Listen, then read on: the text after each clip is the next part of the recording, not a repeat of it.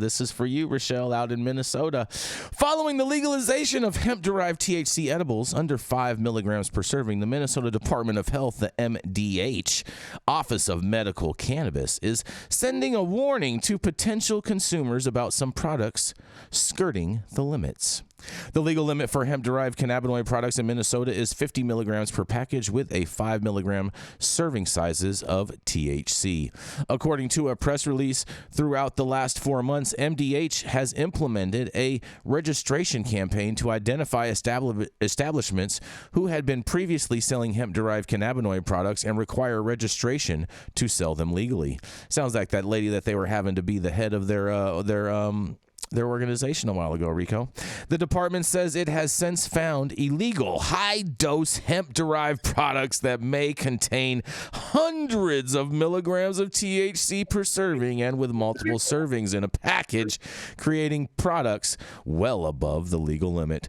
Recent inspectors of retailers selling hemp-derived cannabinoid products found these illegal high-dose products in 39% of establishments, according to the department. When found, inspectors required establishments to destroy them. Minnesotans are asked not to purchase products that exceed the legal limits for THC and to report the products to the MDH if found for sale. Retailers found selling non-compliant products that exceeded the state legal limit for THC could face fines of up to $10,000 per incident, and state officials say they will continue to significantly increase education, inspection, and enforcement actions to remove high-risk products from the Minnesota marketplace. You guys, oh man, this sounds just like such a shit show to me, but I want to hear what y'all have to say, because this is Jason Beck for the High at 9 News. What do y'all think about this? Minnesota and their high dose edibles. Rochelle, what you got on this?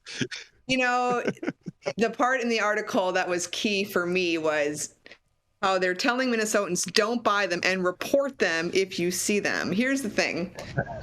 The people who have been tasked with regulating the hemp-derived market are not doing it, period, right? Like, they don't have the resources, they don't know what they're looking for, and they don't know why. So they're relying on their constituents to essentially tattle on one another if they're selling non-compliant product. And this stuff is everywhere. I mean, I was at my local, we have a lumberjack days here where I live, and there was a company selling THC infused slushies right on the street, way overdosed. They had hella non-compliant product. Every single cop in town was at this event, and they just blew right by because they don't know what they're looking for and they don't care. Yep. It's really fascinating. Yep. It's just like when we were in Florida and we asked the cops, they're like, can you tell the difference between hemp and weed? And they're just like, not even no. Yeah, no. But yet the Blacklist posts a video of some guys smoking THCA at the bus stop the other day and getting arrested by cops.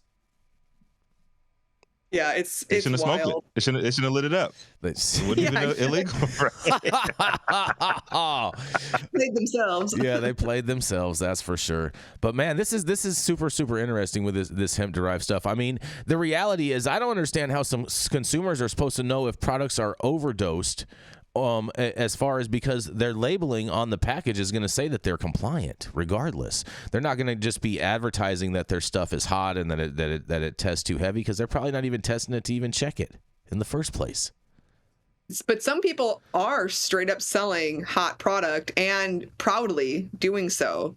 Which is, I bet you they have the most sales. They have the most sales too, because people are like, oh, this is the best product. I get the highest from this stuff. I don't know what's up with their 5%, but this is the highest 5% I've had. Or what's even more interesting is they go over to Wisconsin, where cannabis is technically illegal, but you can buy hella strong Delta-9 hemp-derived products, Delta-8, HHC, THCA flower, up and down the board. No one cares. So in a way, they're less restrictive than we are, even though cannabis is legal here. It's very backward.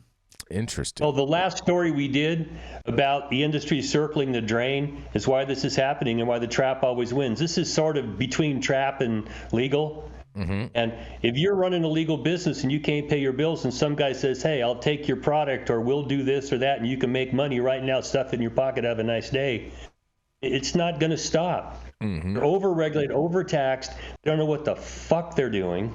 What's an overdose on THC? I mean, it's so independent. And people just want this stuff. So, hey, if you can't get it in the store legally, a guy goes, hey, step around the corner. I got something for you. Mm-hmm. And that's why this is never going to stop. That's definitely not going to stop. Never. That is for sure. That is for sure.